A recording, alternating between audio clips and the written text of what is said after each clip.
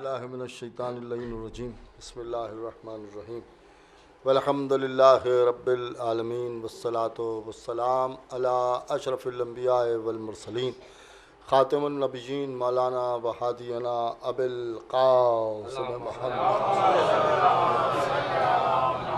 وآل بیتہ الطیبین الطاہرین المعصومین المظلومین ولعنۃ اللہ علی اعدائہم وقتلتہم اجمعین من لیلنا ھذا الی یوم الدین اما بعد فقط قال اللہ سبحانہ تبارک و تعالی فی کتابہ الکریم والفرقانہ الحکیم والقرآن الکریم وقولہ الحق بسم اللہ الرحمن الرحیم ما خلقت الجن والانس الا لیعبدون صلاۃ بہت مختصر سی یہ بہت ہی مشہور و معروف قرآن مجید کی آیہ کریمہ ہے کہ جس میں خداوند عالم نے عبادت کا تذکرہ کیا ہے اور انسان کی وجہ خلقت عبادت کو قرار دیا ہے، اور یہ ارشاد فرمایا ہے کہ ہم نے جنوں اور انسانوں کو نہیں پیدا کیا مگر اس لیے کہ وہ ہماری عبادت کریں۔ اس کا مطلب یہ ہے کہ اللہ نے اس آیت میں اس بات کا اعلان فرما دیا ہے کہ انسان عبادت سے پہچانا جاتا ہے، اور جو عبادت کرتا ہے وہ انسان ہوتا ہے، اور جو انسان ہوتا ہے وہی عبادت کرتا ہے۔ اب غور طلب یہ ہے کہ عبادت سے دور رہ کے لوگ یہ کہتے ہیں کہ صاحب پہلے انسان بنیے پھر مذہبی بنیے، اس لیے کہ مذہبی ہونا اور ہے اور انسان ہونا اور ہے، لیکن اللہ نے انسانیت کا معیار عبادت کو قرار دیا ہے، اور ظاہر سی بات ہے کہ جب عبادت انسانیت کا معیار ہے تو اب عبادت کو سمجھنا ہے تو اب کس سے سمجھنا ہے۔ ایک بات میں آپ کے سامنے عرض کر دوں کہ اگر عبادت کو سمجھنا ہے تو عبادت کو سمجھنے کے لیے ہمیں ادھر ادھر جانے کی ضرورت نہیں ہے، بلکہ عبادت وہی سمجھائے گا جو زین العابدین کہلائے گا، جو سید الساجدین کہلائے گا، اس لیے کہ یہی وہ گھرانہ ہے کہ جہاں زین العابدین بھی ملتا ہے، سید الساجدین بھی ملتا ہے، اور ظاہر سی بات ہے کہ عبادتیں اسی در سے وابستہ ہو گئی ہیں۔ اب انسان کا یا یوں کہا جائے کہ انسان کی حیات کا مقصد عبادت ہے، تو پھر انسان کو چاہیے ہے کہ وہ عبادت کرے اور ہر لمحے میں عبادت کرے۔ لیکن میں ایک بات آپ کے سامنے عرض کر دوں کہ لوگ یہ کہتے ہیں کہ صاحب وہ ایک ہی ذات ہے کہ جہاں عبادتیں یوں وابستہ ہیں کہ آغاز بھی عبادت ہے، انجام بھی عبادت ہے، ماضی بھی عبادت ہے، حال بھی عبادت ہے، مستقبل بھی عبادت ہے، اور عبادتوں کو اگر سیکھنا ہے تو در اہل بیت سے سیکھیے۔ لیکن ایک بات میں آپ کے سامنے عرض کر دوں کہ آل محمد حقیقتاً مجسم عبادت ہے، اس لیے کہ عبادت ان سے یوں وابستہ ہے کہ ان سے محبت کرو تو عبادت ہے، ان کا ذکر کرو تو عبادت ہے، ان کے چہرے پر نظر کرو تو عبادت ہے۔ صلوات بھیج دیں محمد۔ اب بس دو چار باتیں آپ حضرات کے سامنے میں عرض کر دوں کہ ظاہر سی بات ہے کہ عبادت کو سمجھنے کے لیے انسان در اہل بیت اطہار پر آئے تبھی اس کی عبادت سمجھ میں آئے گی۔ ایک صلوات پڑھیں محمد علیہ وسلم۔ اس لیے کہ جو عبادت کرتا ہے وہ عبد کہلاتا ہے۔ پوری توجہ سنیے گا، عبادت کرنے والا عبد کہلاتا ہے۔ اس کا مقصد یہ ہے کہ جو عبادت کرے گا وہ عبد کہلائے گا۔ اب زمانے میں لوگ مسجدوں میں جانے لگتے ہیں آفٹر ریٹائرمنٹ، اور اس کے بعد یہ کہنے لگتے ہیں کہ ہم عبد ہیں، ہم عابد ہیں، ہم ہی عبادت کرنے والے ہیں، اور ہم سے بہتر عبادت کرنے والا کون؟ لیکن میں ایک بات آپ کے سامنے عرض کر دوں کہ ہم اس لائق بھی نہیں ہیں کہ ہم یہ دعویٰ کریں کہ ہم اللہ کے عبد ہیں، اس لیے کہ ازروع قرآن اگر آپ دیکھیں تو حضرت عیسیٰ نے ارشاد فرمایا انی عبداللہ، دیکھیں انی عبداللہ، میں ہوں اللہ کا بندہ۔ اس کا مطلب یہ ہے کہ ہمیں اپنے آپ کو اللہ کا بندہ کہنے کا بھی حق نہیں ہے، اس لیے کہ ہم اس وقت یہ دعویٰ کریں کہ جب کم سے کم حضرت عیسیٰ کے معیار پر اتریں، اس لیے کہ یہ حق حضرت عیسیٰ کا ہے۔ حضرت عیسیٰ نے یہ دعویٰ فرمایا کہ میں اللہ کا بندہ ہوں، دیکھیں میں ہوں اللہ کا بندہ۔ اب ظاہر سی بات ہے کہ حضرت عیسیٰ فرما رہے ہیں کہ میں ہوں اللہ کا بندہ، لیکن آپ کبھی غور فرمائیں کہ حضرت عیسیٰ نے فرمایا کہ میں ہوں اللہ کا بندہ، لیکن اللہ نے نہیں کہا کہ یہ ہے میرا بندہ۔ دیکھیے اللہ نے نہیں کہا کہ یہ میرا بندہ، حضرت عیسیٰ نے دعویٰ کیا. دعویٰ کرنا اور ہے اور دعوے کا ایکسیپٹ کر لینا یہ اور بات ہے. اللہ نے نہیں کہا کہ یہ میرا بندہ ہے. اب ظاہر سی بات ہے کہ اللہ نے انکار بھی نہیں کیا اور اللہ نے اقرار بھی نہیں کیا، لیکن حضرت عیسیٰ نے کہا کہ میں ہوں اللہ کا بندہ. دیکھیے میں ہوں اللہ کا بندہ کب کہا؟ کہ جب حضرت عیسیٰ کی طہارت کی بات آئی تب حضرت عیسیٰ نے فرمایا کہ میں ہوں اللہ کا بندہ. اس کا مطلب یہ ہے کہ مجھے پاک سمجھو، اس لیے سمجھو کہ میں ہوں اللہ کا بندہ. دیکھیے میں ہوں اللہ کا بندہ. اب ظاہر سی بات ہے کہ وہ اتنا پاک کہ جو کہے کہ میں ہوں اللہ کا بندہ، تو وہ کتنا پاک جسے اللہ کہے کہ یہ میرا بندہ. بھئی جسے اللہ کہے کہ یہ میرا بندہ، یہ حضرت عیسیٰ ہیں کہ جو فرما رہے ہیں میں ہوں اللہ کا بندہ. اور ختمی مرتبت کے لیے اللہ کہہ رہا ہے سبحان الذی اسریٰ بعبدہ، پاک ہے وہ پروردگار جو لے گیا اپنے بندے کو. دیکھیں جو لے گیا اپنے بندے کو، یعنی حضرت عیسیٰ میں اور ختمی مرتبت میں فرق یہ ہے کہ عیسیٰ نے کہا میں ہوں اللہ کا بندہ، اور نبی کے لیے اللہ نے کہا کہ یہ میرا بندہ. دیکھیے یہ میرا بندہ. پوری توجہ سنیے گا. اب ظاہر سی بات ہے کہ یہ بندگی کی بات ہے، ختمی مرتبت کی بات ہے. اب ظاہر سی بات ہے کہ رسول اللہ کی ولادت کے سلسلے میں اور فضائل ختمی مرتبت کے سلسلے میں جب بات ہوتی ہے تو لوگ ہم سے یہی کہتے ہیں کہ صاحب آپ بات کرتے ہیں لیکن فضیلت رسول خدا نہیں بیان کرتے. لیکن میں ایک بات آپ کے سامنے عرض کر دوں کہ رسول اللہ کی بھی فضیلت بیان کرنا ہمارا حق ہے. پوری توجہ سنیے گا. ہم سے بہتر کوئی بیان بھی نہیں کر سکتا ہے. یہ بھی میں بالکل چیلنج ہے آپ کے سامنے عرض کر رہا ہوں. چھوٹی چھوٹی باتیں لوگ بحث کرنے لگتے ہیں اور کہا صاحب فلاں صاحب آئے اب تو ماشاءاللہ دیکھو دیکھیے چلا آ رہا ہے، اور آئے اور نہ جانے کیا کیا اڑا کے یہاں سے چلے جاتے ہیں، اور مومنین بیچارے احترام میں خاموش بیٹھے رہتے ہیں. لیکن کبھی آپ غور فرمائیں کہ کیا کیا پڑھتے ہیں اور کیا کیا کرتے ہیں، اور اس کے بعد لوگ ہم سے آ کے سناتے ارے صاحب ایسا پڑھ دیا کہ کوئی شیعہ بھی کیا پڑھے گا. ہمیں شیعہ کو پڑھنے کہاں دیتے ہیں آپ جو پڑھے گا؟ ایک صلوات بھیجیں محمد والے محمد. پوری توجہ سنیے گا. بڑی نازک منزل میں آپ کے سامنے عرض کر رہا ہوں. یہ ایک دعویٰ ہے کہ صاحب ہم بہت اچھا کہتے ہیں اور ہم بہت اچھا کہتے ہیں. شعراء کرام بیٹھے ہوئے ہیں، لہذا شعرائی کی بات کر دی جائے کہ ان کا صاحب ان کو دیکھیے انہیں نے یہ کہہ دیا، انہیں نے یہ کہہ دیا. اور ایک ربائی ہمارے ہاں جو گھوم رہی ہے خواجہ اجمیری کے نام سے، تو ان کا صاحب شاہ ہست حسین بادشاہ ہست حسین. پوری توجہ سنیے گا. ان کا اس سے بہتر تو ربائی نہیں ہے. اور کیا خوب کہا خواجہ صاحب نے، اور امام حسین علیہ السلام کو کہا کہ شاہ ہست حسین، حسین شاہ ہیں، حسین بادشاہ ہیں. پوری توجہ سنیے گا. لیکن ایک بات یاد رکھیے گا، ان کے کہنے کی وجہ سے حسین شاہ نہیں ہوئے. حسین شاہ تھے اس لیے انہی نے کہا. یہ حسین شاہ تھے لہذا انہی نے کہا. اب ظاہر سی بات ہے کہ آپ کا معیار ہماری سمجھ میں آ گیا کہ جب آپ فضیلت آل محمد بیان کرتے ہیں تو آپ کہتے ہیں شاہ ہست حسین، حسین شاہ ہیں. پوری توجہ سنیے گا. اہل بیت کو شاہ کہا اور اس کے بعد یہ دعویٰ کر دیا کہ اس سے بڑھ کے کوئی نہیں. لیکن ایک بات میں آپ کے سامنے عرض کر دوں کہ اللہ کی فضیلت بیان کرنا یا اللہ کے فضائل بیان کرنے کا حق محمد اور آل محمد کو ہے، اور محمد اور آل محمد کے فضائل بیان کرنے کا حق ہمیں ہے. بڑی نازک منزل آپ کے سامنے عرض کر رہا ہوں. اس لیے کہ اللہ کی فضیلت محمد اور آل محمد سے بہتر کوئی نہیں بیان کر سکتا، اور محمد اور آل محمد کی فضیلت ہم سے بہتر بھی کوئی نہیں بیان کر سکتا. پوری توجہ سنیے گا. پورے چیلنج سے آپ کے سامنے عرض کر رہا ہوں. یہ جو باتیں ہیں ان کا صاحب ان سے زیادہ کون کہے گا، ان سے بڑھ کے کون کہے گا. پوری توجہ سنیے گا. اب دو جملے کہہ دیے تو اسی کے ذریعے وہ پہچانے گئے. بڑی نازک منزلات ہے. آپ کبھی غور فرمائے کہ اگر یہ ربائی نہ ہوتی تو شاید کوئی پہچانتا بھی نہ. دیکھیں کوئی پہچانتا بھی نہ. حسین کو شاہ کہا. دیکھیے حسین کو شاہ کہا. اب لوگوں نے کہا اس سے بہتر کوئی نہیں کہہ سکتا، اس سے بہتر کوئی نہیں کہہ سکتا. ارے صاحب تمام مسلمانوں میں کوئی نہیں کہہ سکتا. ایک نام شاعری میں ادب میں میر تقی میر کا ہے، اور میر تقی میر ادھر کے نہیں ہیں ادھر کے ہیں. اور ایک بات میں آپ کے سامنے اور عرض کر دوں کہ میر تقی میر ادب میں معیار ہیں. دیکھیں یہ دوسروں کے پاس منصب نہیں ہے، یہ معیار ہیں.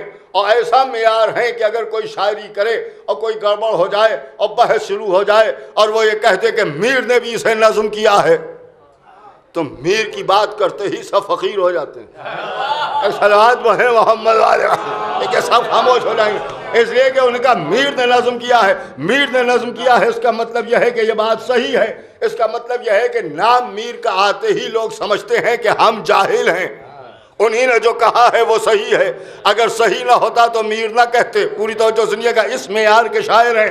اب ظاہر سی بات ہے کہ شیعہ تھے، محب اہل بیت تھے، تو ظاہر سی بات ہے کہ اہل بیت اطہار کی مدح بھی کرتے تھے۔ پوری توجہ سنیے گا، وہاں کیا کہا گیا؟ شاہ ہست حسین، حسین شاہ ہیں، انہی نے شاہ کہا۔ میر نے کیا کہا؟ بھئی میر نے کیا کہا؟ میر کہتے کیا مدح ہوئی۔ یہ کیا شعر ہے خدا کی قسم! اب اسے جاگ کے سنیے گا اور اس طرح سنیے گا کہ جس طرح آپ کے دل میں محبت اہل بیت ہے۔ وہ کہتے ہیں کیا مدح ہوئی ہم جو تجھے شاہ کہیں ہیں، کیا مدح ہوئی ہم جو تجھے شاہ کہیں ہیں، سچے ہیں وہی لوگ جو اللہ کہیں ہیں۔ صلوات بھیجیں محمد والے، بابا سے بلند صلوات بھیجیے محمد والے۔ سچے ہیں وہی لوگ جو اللہ کہیں ہیں۔ اس کا مطلب یہ ہے کہ مدح اہل بیت کرنا کسی اور کا حق نہیں ہے، ہمارا حق ہے۔ پوری توجہ سنیے گا۔ اب ظاہر سی بات ہے کہ وہاں مدح اہل بیت کو فن سمجھ کے کیا جاتا، ہمارے یہاں مدح اہل بیت کو عبادت سمجھ کے کیا جاتا۔ دیکھیے عبادت سمجھ کے کیا جاتا۔ اب ظاہر سی بات ہے کہ عبادت کا مسئلہ اب غور طلب ہے کہ عبادت، تو نے کہا صاحب اب رسول اللہ کو عبد کہا اللہ نے، سبحان الذی اسریٰ بعبدہ، پاک ہے وہ پروردگار جو لے گیا اپنے بندے کو، عبد کہا، بندگی کا اعلان کیا، اور ظاہر سی بات ہے کہ تاج عبدیت کو سر پر سجا دیا۔ دیکھیے عبدیت کے تاج کو سر پر سجا دیا۔ اب رسول اللہ کو عبد کہا گیا۔ رسول اللہ کو عبد کب کہا گیا؟ کہا جب معراج میں تشریف لے گئے۔ دیکھیے معراج میں تشریف لے گئے، پوری توجہ سنیے گا۔ اب ظاہر سی بات ہے کہ معراج میں تب تشریف لے گئے تو کہا عبد، اور جب رسول اللہ کو بھیجا تو کیا کہا؟ هو الذی بعث فی الامیین الرسولا، ہم نے عرب کے سے جاہلوں میں ایک کو رسول بنا کر بھیجا۔ اس کا مطلب یہ ہے کہ جب وہاں سے یہاں آئے تو رسالت کے منصب سے اعلان کیا کہ یہ رسول ہیں، اور جب یہ یہاں سے وہاں گئے تو پھر عبد کا تاج پہنا دیا۔ اب دو باتیں ہیں میں آپ کے سامنے عرض کر دوں۔ مفسرین نے تحریر کیا کہ جو یہاں سے وہاں جائے اسے عبادت کہتے ہیں، اور جو وہاں سے یہاں آئے اسے رسالت اور امامت کہتے ہیں۔ دیکھیے رسالت اور امامت کہتے ہیں، اس کا مطلب یہ ہے کہ یہاں سے وہاں جانے والی عبادت ہے، وہاں سے یہاں آنے والی رسالت ہے اور امامت ہے۔ دیکھیے رسالت ہے اور امامت ہے، تو رسول جب یہاں سے وہاں گئے تو عبد کہلائے، عبادت کا اعلان ہوا، اور جب وہاں سے یہاں آئے تو رسول کہلائے۔ دیکھیے رسول کہلائے۔ اب ختمی مرتبت کے لیے دو منصب ہیں، عبد بھی کہا گیا ہے اور رسول بھی کہا گیا ہے۔ دیکھیے عبد بھی کہا گیا ہے، رسول بھی کہا گیا ہے۔ عبد کب کہا؟ کہ جب معراج میں تشریف لے گئے۔ اس کا مطلب یہ ہے کہ معراج میں نہ جاتے تو عبد نہ کہلاتے، معراج میں جانے کی وجہ سے عبد کہلائے۔ اب معراج کیوں ہوئی؟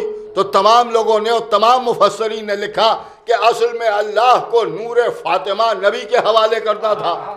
اب بات سمجھ میں آ گئی کہ اگر فاطمہ نہ ہوتی تو معراج نہ ہوتی، اور معراج نہ ہوتی تو رسول عبد نہ کہلاتے۔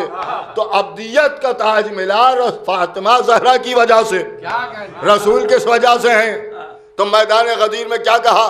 یا ایھا الرسول بلغ ما انزل الیک من ربک فَإِن لَمْ تَفْعَلْ فَمَا بَلَّغْتَ رِسَالَتَهُ، اے رسول پہنچائیے جو آپ نے آپ پر آپ کے رب نے نازل کیا، اور اگر آپ نے نہ پہنچایا تو کار رسالت انجام نہ دیا۔ اس کا مطلب یہ ہے کہ اعلان ولایت علی نہ ہوتا تو رسول نہ رہتے۔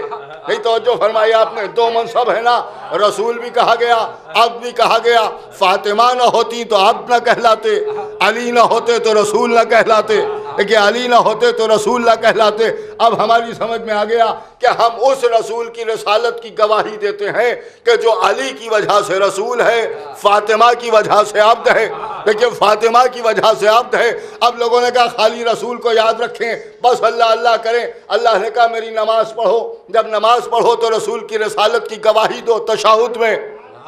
بھائی تشہد میں کیا کہہ کے گواہی دو؟ عبدہ و رسولہ، یعنی عبدیت کا بھی اعلان کرو اور رسالت کا بھی اعلان کرو، تاکہ زمانے کی سمجھ میں آ جائے کہ تشہد میں اگر یوں نہیں تو یوں صحیح، علی بھی ہے فاطمہ بھی ہے۔ ایک صلوات بھیج دیں محمد والے، بابا سے بلند صلوات بھیجیں، ایک اور بابا سے بلند صلوات بھیجیں۔ یہ غور طلب ہے، تو عبدیت بھی ہے۔ اب ظاہر سی بات ہے کہ یہ ختم مرتبت کا مسئلہ ہے۔ اور ایک بات میں آپ کے سامنے عرض کر دوں کہ جو ادھر سے آئے اسے رسالت اور امامت کہتے ہیں، اور جو ادھر سے ادھر جائے اسے عبادت کہتے ہیں، اور جب یہ دونوں چیزیں ایک جگہ جمع ہو جائیں تو سید الساجدین کہلاتے ہیں۔ صلوات پڑھیں محمد علیہ، چونکہ امامت بھی انہی سے ظاہر ہو رہی ہے اور عبادت بھی انہی سے ظاہر ہو رہی ہے۔ دیکھیں عبادت بھی انہی سے ظاہر ہو رہی ہے اور امامت بھی انہی سے ظاہر ہو رہی ہے۔ اور آپ کو معلوم ہے کہ یہ محفل جو ہوتی ہے یہ ہمارے اور آپ کے چوتھے امام حضرت امام حسین العابدین علیہ السلام کی نزول کے سلسلے میں ہوتی ہے، اور امام کائنات میں آئے اور امام نے ظہور فرمایا، اور جب امام نے ظہور فرمایا تو ظاہر سی بات ہے کہ جنہی نے اپنی آنکھوں سے دیکھ لیا نور کو ظاہر ہوتے ہوئے وہ نہ جشن منائیں گے تو کون منائے گا؟ اب اس میں تھوڑی سی بحث ہے، ان کا ساتھ نزول کیسے اور نزول کیسے کہنے لگے، یہ خامخواہ کی بحث۔ کبھی آپ غور فرمائیں کہ ہر شے کی ایک ضد ہوتی ہے۔ دیکھیے ابھی تاکہ بچوں کی بھی سمجھ میں آ جائے، چھوٹی چھوٹی باتیں میں آپ کے سامنے عرض کرتا رہوں کہ انہوں نے کہا صاحب ہر چیز کی ایک ضد ہے، مثلا دن ہے تو دن کی ضد ہے رات، حق کی ضد ہے باطل، باطل کی ضد ہے حق، ویسے ہی ظہور کی ضد ہے غائب۔ بھئی ظہور کی ضد ہے غائب، تو جو چیز غائب ہے اور وہ ظاہر ہو گئی تو اس کا ظہوری کہا جائے گا، بھئی ظہوری کہا جائے گا۔ اس میں لوگ خامخواہ امام کے لیے بحث کر رہے ہیں۔ ہر بچہ شکم مادر میں غائب ہوتا ہے، اور جب شکم مادر کا پردہ چاک کر کے باہر آتا ہے تو ظاہر ہو جاتا ہے۔ اس میں بحث کی میرے خیال سے کوئی گنجائش ہی نہیں ہے۔ اصل مسئلہ صرف اتنا سا ہو گیا ہے کہ لوگ کتابیں پڑھتے پڑھتے، یا یوں کہا جائے کہ کتابوں کا تو مطالعہ کرنے کا وقت ہی نہیں ہے، لوگ ادب بھی بھول گئے ہیں، زبان بھی بھول گئے ہیں، بس اتنا سا مسئلہ ہے۔ اگر یہ سمجھ میں آ جائے تو کوئی ایسا مسئلہ ہی نہیں ہے آل محمد کے لیے۔ اور میں سمجھتا ہوں کہ سب سے زیادہ جو حق ہے لفظ ظہور استعمال کرنے کا وہ انہی کے لیے ہے، اور اس میں رسول اللہ کی حدیث سپورٹ میں ہے کہ یا علی تم نے سب کی چھپ کے مدد کی، میری ظاہر ہو کے مدد کی۔ تو رسول کہہ رہے ہیں ظاہر ہو کے، آپ کہیں گے پیدا ہو گئے۔ ایک صلوات پڑھیں محمد والے، ایک اور صلوات بھیجیں محمد والے۔ ایک اور طلب ہے کہ رسول اللہ تو فرما رہے ہیں ظاہر ہو کے، تو اس کا مطلب یہ ہے کہ حق کی مدد کی ہے تو غائب ہو کے، اور میری مدد کی ہے تو ظاہر ہو کے مدد کی ہے۔ تو اب رسول اللہ نے لفظ ظاہر استعمال کیا ہے۔ آپ کو تحریف کا حدیث میں کوئی حق نہیں ہے۔ ایک صلوات پڑھیں محمد والے۔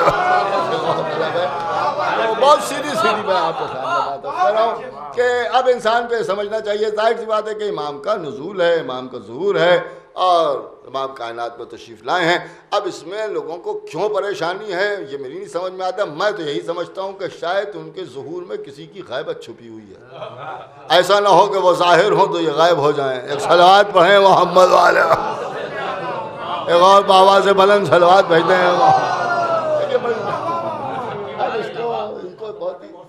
ایک صلوات پڑھیں محمد والے۔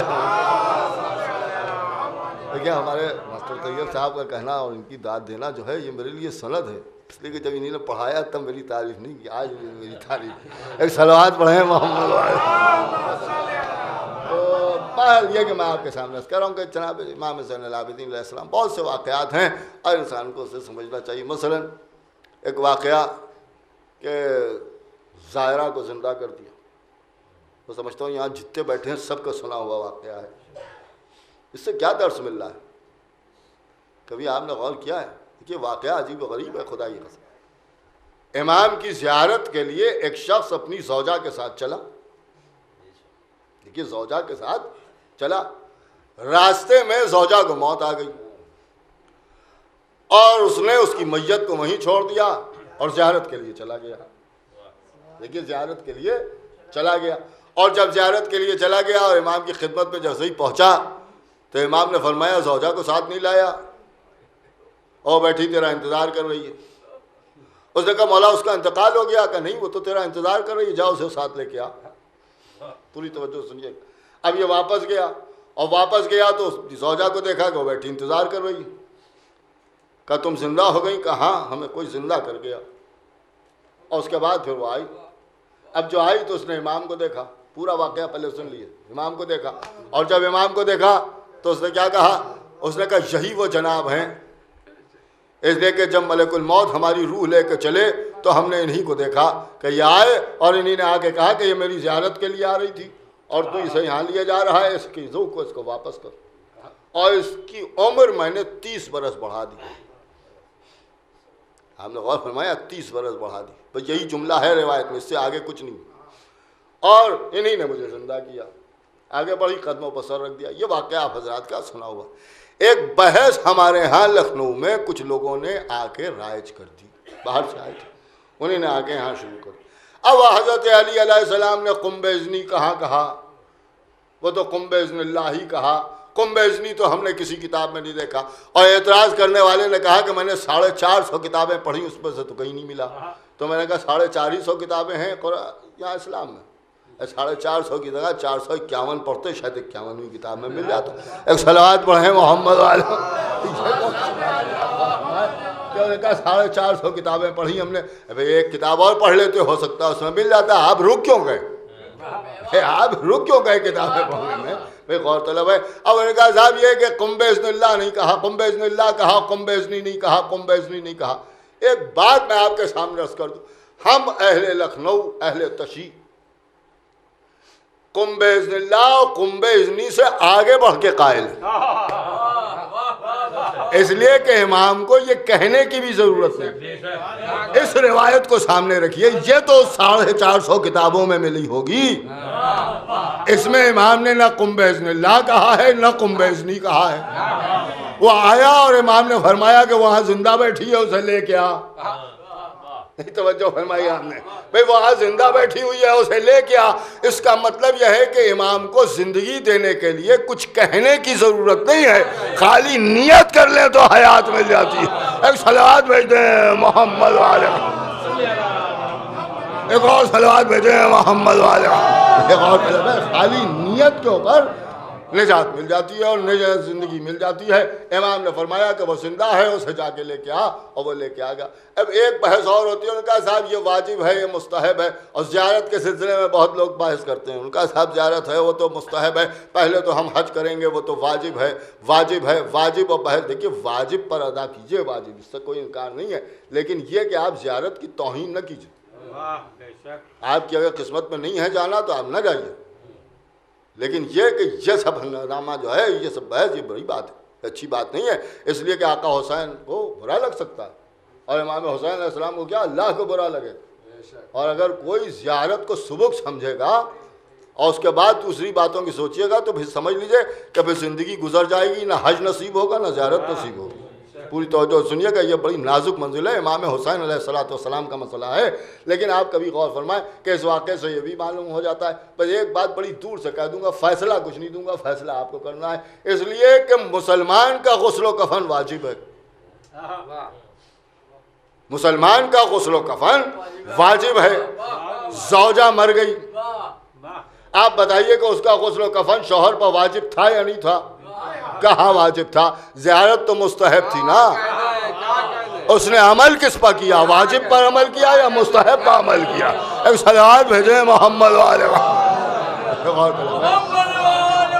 ایک اور صلوات بھیجیں محمد والے. واجب بھی ہے اور مستحب بھی ہے، تو اس میں کبھی بحث نہیں کرنا چاہیے. اس لیے کہ یہ اپنی اپنی عقیدت کی بات ہے، یہ اپنی اپنی محبت کی بات ہے. پوری توجہ سنیے گا، محبت کی بات. اب یہ کہ صاحب اہل بیت کا صاحب مدح کیجئے اور مدح کیجئے، مدح اس کے علاوہ کچھ نہیں ہے. ان کو نہ کہیے، ان کو نہ کہیے. یہ بھی آپ سن لیجئے، اگر روزی چاہیے ہے تو برا ہی کہنا پڑے گا. یہ بھی آپ سمجھیں، نہ کہنے سے روزی پہ بنے گی. چوتھے امام کا واقعہ اور تمام کتابوں میں ملتا ہے. اور حد یہ ہے کہ آپ کے گھروں میں جو کتاب بہار الانوار رکھی ہوئی ہے، اس میں بھی 6 جلد میں آپ کو یہ واقعہ مل جائے گا. امام حسین علیہ السلام. ایک روٹی کا واقعہ ہے. ایک شخص آیا، اس نے آ کے اپنی پریشانی کا شکایت کی اور کہا کہ میں بہت پریشان ہوں، مصیبت زدہ ہوں. امام رونے لگے، اور جب امام رونے لگے تو پریشان ہو گیا. اس نے کہا مولا مجھ سے گستاخی ہو گئی کہ آپ گریہ فرما رہے ہیں، آپ رو رہے ہیں. تو امام نے فرمایا کہ مصیبت پر رویا ہی جاتا ہے. اور لوگوں نے بھی کہا کہ ہاں یہ بات صحیح ہے کہ مصیبت پر رونا آتا ہے. تو اس نے کہا مولا کیا مصیبت آ گئی؟ امام نے فرمایا کہ تو نے اپنی پریشانی کو ظاہر کیا میرے سامنے اور سب کے سامنے، اور میرے حالات یہ ہیں کہ میں تیری پریشانی کو دور نہیں کر سکتا ہوں، لہٰذا میں رو رہا ہوں. خاموش ہو گیا، قدموں پر سر رکھا، اس نے کہا مولا کوئی بات نہیں، آپ پریشان نہ ہو، جزائل میں ہوں، ٹھیک ہوں، دیکھیے چاہنے والا۔ اور اس کے بعد دربار برخاست ہو گیا، لوگ نکلے، یہ بھی نکلا، ساتھ میں ایک منافق بھی تھا، بیٹھتا تو تھا بزم میں مگر سمجھ میں نہیں آتا تھا، باہر نکل کے ضرور کہتا تھا یہ کیسے کہا، وہ کیسے کہا، یہ کہاں سے کہا، وہ کہاں سے کہا۔ وہ ظاہر سی بات ہے کہ اپنی عادت کے مطابق جب یہ باہر نکلا تو اس نے سوچا کہ یہ ایک ایسا ہے کہ جو وہاں سے خالی ہاتھ لوٹا ہے، لہذا اس سے کچھ کہہ دیا جائے اور اس کو بھی اپنی طرف ملا لیا جائے۔ اس سے کہنے لگا دیکھا تم نے امام کو، کہتے تو ہیں زمین و آسمان کی ہر شے پر میری قدرت ہے اور تمہاری پریشانی کو دور نہیں کیا انہوں نے۔ اور اس پہ رونے لگے اور کہنے لگے کہ میرے بس میں نہیں ہے۔ بس جیسے ہی کہا امام اس نے فوراً کہا کہ دور ہو جا میرے سامنے سے، تو امام کی شان میں گستاخی کر رہا ہے، یہ کہا اس نے۔ اور اس کے بعد کہا کہ سن لے، میں ہر اس شخص کے اوپر لعنت کرتا ہوں کہ جو امام کی شان میں گستاخی کرتا ہے۔ اور اس کے بعد فوراً پلٹا اور پلٹ کے امام کی بارگاہ میں آیا۔ امام نے فرمایا کیسے آ گئے؟ تو اس نے کہا کہ ایسا ایسا واقعہ ہوا مولا، اور وہ شخص اس طرح کی باتیں آپ کی شان میں کر رہا تھا، مجھ سے برداشت نہ ہوا، لہٰذا میں اس پر لعنت کر کے واپس آ گیا کہ وہ چلا جائے تاکہ میں اس کے ساتھ نہ جاؤں۔ امام نے فرمایا پریشان نہ ہو، اللہ نے تمہاری روزی کے دروازے کھول دیے ہیں اور بہت جلد تمہیں تونگر کر دے گا، اور تمہیں تونگر کر کے اس منافق کے چہرے پر تماچا مارے گا تاکہ زمانے کی سمجھ میں آ جائے کہ ہم کیا کر سکتے ہیں اور وہ کیا کر سکتے ہیں۔ اور اس کے بعد اپنے غلام کو پکارا اور پکارنے کے بعد فرمایا کہ وہ 2 روٹیاں جو میرے لیے رکھی ہیں وہ لا کے سے دے دو۔ 2 روٹیاں لا کے دی گئی۔ امام نے فرمایا اس وقت مال دنیا سے میرے پاس بس یہی ہے۔ اس نے کہا مولا میں اس لیے نہیں پلٹ کے آیا تھا کہ اب تو آ گیا ہے تو میں تجھے دے رہا ہوں، لے جا، اور اسی کے ذریعے تیری پریشانی دور ہو جائے۔ وہ دونوں روٹیاں لیے ہوئے چلا، راستے میں اسے ایک مچھلی والے کی دکان نظر آئی۔ اس نے یہ سوچا کہ ایک روٹی دے کے ایک مچھلی لے لی جائے۔ اس نے ایک روٹی دے کے مچھلی لینا چاہی۔ اس نے کہا کہ یہ مچھلی باسی ہے اور تمہاری روٹی بھی باسی ہے، لہذا یہی مچھلی دے سکتے ہیں۔ اس نے وہی مچھلی لے لی، لے کے اپنے گھر میں آیا۔ اب جو مچھلی کو صاف کیا تو شکم سے 2 موتی نکلے جو بیش بہا تھے۔ اب جو ان موتیوں کو دیکھا تو خوش ہو گیا، پوری توجہ سنیے گا، خوش ہو گیا، اور اس جیسے ہی خوش ہوا کسی نے دق الباب کیا۔ دروازے پہ گیا تو مچھلی والا کھڑا تھا۔ اس نے کہا یہ اپنی روٹی تم واپس لے لو، اس لیے کہ اتنی سوکھی ہے کہ کوئی کھا نہیں سکتا ہے۔ کہا ہم مچھلی کہاں سے واپس کریں؟ کہ مچھلی لینے کے لیے نہیں آئے، وہ بھی تم رکھ لو، دیکھیے وہ بھی تم رکھ لو۔ اس نے شکریہ ادا کیا، روٹی واپس لے لی۔ جیسے ہی روٹی واپس لے کے گھر کے اندر آیا پھر دق الباب ہوا۔ اب دروازے پر پہنچا تو دیکھا امام کا غلام کھڑا ہے۔ اس نے آگے بڑھ کے کہا کہ امام نے بھیجا ہے اور کہا وہ دونوں روٹیاں اپنی ہمیں واپس کر دو، اس لیے کہ اب تمہارا کام ہو گیا اور ان روٹیوں کو ہمارے علاوہ کوئی دوسرا کھا بھی نہیں سکتا ہے، یہ کوئی دوسرا کھا بھی نہیں سکتا ہے۔ آپ نے غور فرمایا۔ اب ظاہر سی بات ہے کہ ان دونوں موتیوں کو اس نے فروخت کیا اور اس کے بعد عیش و آرام کی زندگی گزارنے لگا۔ اب دولت بھی آ گئی، اب ظاہر سی بات ہے کہ نوکر چاکر بھی ہیں، آرام سے زندگی گزر رہی ہے۔ لیکن اس سارے واقعے کو اگر آپ سامنے رکھیں تو پہلے آ کے اس نے کیا کہا؟ مولا آپ پر ایمان لایا، مولا کیا کہنا آپ کا، مولا آپ کی ولایت کا قائل ہوں، سارے فضائل بیان کیے، اپنی مصیبتیں بیان کی۔ امام نے گریہ کر کے فرمایا کہ نہیں نہیں میرے پاس کچھ نہیں ہے، تو یہاں سے چلا جا۔ باہر نکلا، اہل بیت کا دشمن مل گیا، اس پر لعنت کی۔ بس جیسے ہی لعنت کر کے پلٹ کے آیا، امام نے فرمایا اللہ نے روزی کے دروازے کھول دیے ہیں، لیکن اللہ نے روزی کے دروازے کھول دیے ہیں۔ اب ایک بات تو ہماری سمجھ میں آ گئی کہ بھائی تولا سے روزی میں اضافہ نہیں ہوتا ہے، تبرے سے روزی میں اضافہ ہوتا ہے۔ ایک صلوات بھیج دیں محمد۔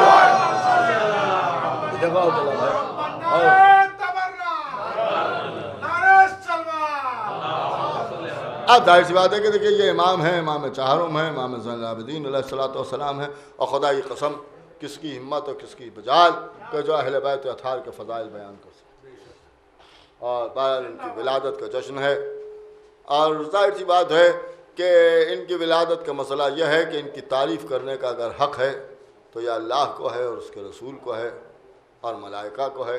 اب یہ کہ ہم اپنی ٹوٹی پھوٹی زبان میں ان کے الفاظ کو دہرا لیتے ہیں اور وہ فضائل بیان کر دیتے ہیں، اور مولا اسے قبول کر لیں، یہی بہت بڑی بات ہے، اور یہی ہمارے لیے شرف ہے اور یہی ہماری معراج ہے۔ اور یہ بھی آپ کو معلوم ہے کہ دعائیں اگر وابستہ ہیں تو چوتھے امام سے وابستہ ہیں۔